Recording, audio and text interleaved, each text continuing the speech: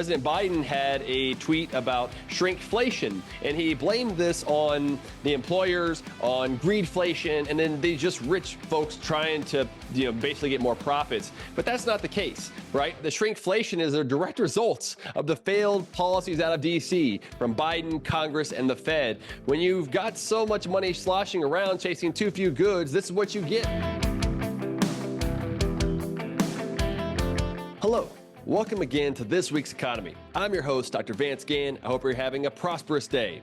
Well, today, again, we've got a lot to go through. There's been a lot of news in the economic front, some stuff in Texas, and some other issues that I've been doing. So I want to share this all with you as quick as possible. Remember, you can find all the show notes at vanceginn.substack.com. So please go there, subscribe, get a paid subscription for just $50 for a full year, and you can get all the information that's above and below the paywall. You don't want to miss it. Okay, so let's start off with national news.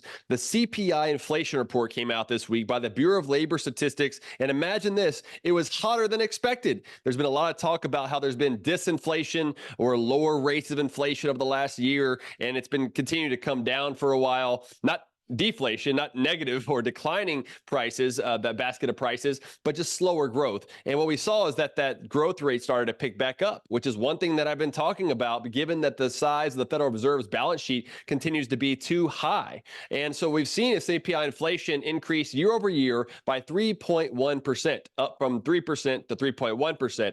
If you exclude the volatile food and energy, which we all buy, but those are more volatile, the increase was 3.9%. That's about twice as much of what the Federal Reserve would like for that rate to be, of about 2% instead of 3.9%. Now, of course, they look at personal consumption expenditures, which is another measure of inflation, as their best measure to look at. But CPI inflation also gives us a clear picture of this. You'll also note that President Biden had a tweet about shrinkflation, and he blamed this on the employers, on greedflation, and then these just rich folks trying to, basically get more profits. But that's not the case, right? The shrinkflation is a direct result of the failed policies out of D.C. from Biden, Congress, and the Fed. When you've got so much money sloshing around chasing too few goods, this is what you get, more inflation. And when businesses can't seem to raise their prices on the shelf because of they're sticky and they can't raise them as fast, then they'll put less in the product that you're buying. And that is really what shrinkflation's been. So how do you get rid of this? Well, you get rid of it by Congress not spending so much and running up massive deficits that the Fed can then print and put more money in the economy. So it's a failed policy of Biden himself, as he's been supporting all of this. In fact, I think if he got everything he wanted, we'd be in a worse situation because of all the spending. Look, you ran up the debt by $7 trillion just in the last 3 years, just a massive amount of money. And you imagine why we have this inflation, because the Fed has printed most of that. So don't miss that. I had an interview on NTD News talking about that very issue that you'll want to check out in the show notes. The other thing that's been going on is I had a piece out at the American Institute for Economic Research talking about rules,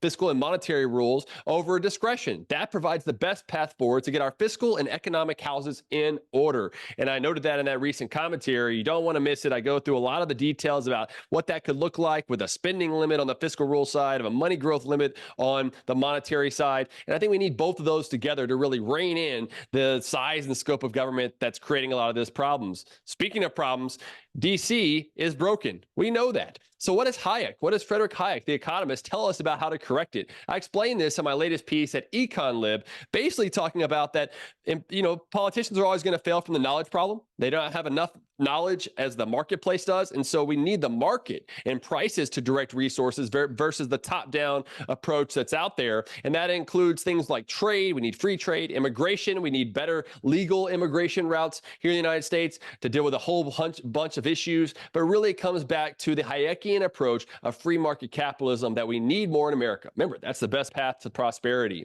Speaking of other things that are broken, healthcare, right? Healthcare costs are driving burdens on the federal and household budgets.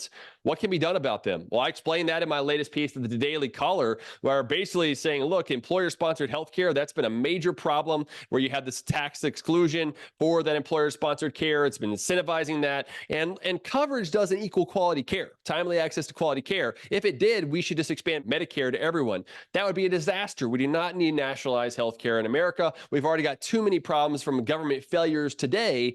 We don't need more government failures to compound the problem. We need more market forces so that patients and doctors can have a relationship again instead of so many middlemen in the process. So don't miss that piece as well. What about taxpayer funding of Ukraine, Israel, and other foreign affairs? Looks to be increasing once again, even as audits and funds and extra funds aren't available. We're already running nearly $2 trillion in deficits per year and expected over the next decade. We haven't been able to see where this money is actually going in Ukraine and Israel and other places. We really need to get a handle of our own house before we start doing this to other places. And so I think we've got to start passing sustainable budgets, as Americans for Tax Reform has been putting out lately, and I've been working with them on that. Remember, that's atr.org/budget project. But this is a great opportunity to do that instead of running up more deficits and debt. At least have offsets if they're going to do something. If you're going to increase money over here, let's cut it from somewhere else. I don't know if this is a great idea to be spending that money anyway, but at least that would help out with our fiscal picture.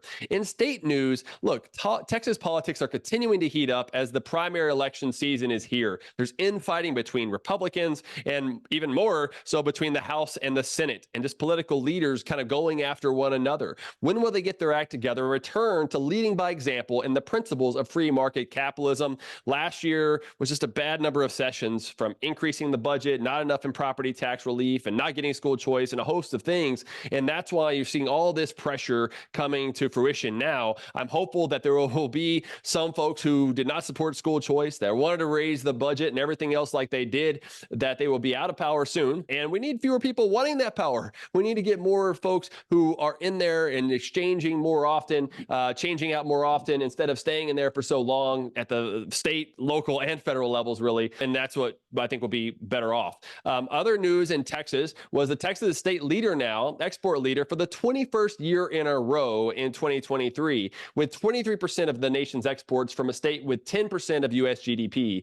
That really is driven by no personal income tax, a sensible regulatory climate, and usually spending restraint, although we didn't see that this past year, which could be indicative of worse things to come for the future if they don't start to right the course. In other updates, I did an interview with John Caldera at the Independence Institute in Colorado this week on sustainable budgeting, which I put out a paper with them here recently on that. This video that they have should run in about a month. There's a lot of great things that could happen in Colorado. It's ripe for change, and the Independence Institute and John are really working on these issues, and I think they're heading in the right direction. Next week, I'll be in Las Vegas to speak at a conference by Healthcare Administrators Association, along with Sal Nuzzo, who was formerly at the James Madison Institute, and we're going to talk about the rising burden of healthcare on the economy and on families. I'll also be speaking at an upcoming healthcare conference by Global Health, where I'll interview Dr. Dean Waldman, a former colleague of mine at the Texas Public Policy Foundation, about the pros and cons of price transparency in healthcare. It's got a lot of support for it, but at the same time, I don't know that it's going to be the long-term solution, because the solution to that is getting government out of the way. Whether they want to reveal prices or not, there's all these reimbursement rates that don't really tell you much. We really need to let markets work to determine those prices instead. Don't miss this week's Let People Prosper episode with Dr. Michael Strain of American Enterprise Institute on the national debt crisis, Trumpism, and why the American dream isn't dead, though populism might kill it here pretty soon. It was a great discussion. Don't miss that one. Don't miss the upcoming Let People Prosper episode on Monday with Dr. Sven Larson on how Europe compares with the United States in many areas and what should be done to avoid the malaise in Europe here in America. You don't want to miss that one either. The quote of the week is by Milton Friedman, my favorite economist. A society that puts equality before freedom will get neither. A society that puts freedom before equality will get a high degree of both. We would be wise to remember those words because they are so true. The Bible verse of the week is love your enemies and pray for those who persecute you. Matthew 5:43-44. It would be good for us to remember this as we get into all these discussions and debates about economics and politics, to know really where is our source of information comes from God. And so we should be able to keep that going. So until next time, I hope you enjoyed this episode and that you'll share it with your friends and family. And don't forget to check out the show notes page at vanceginn.substack.com. Until next time, let people prosper.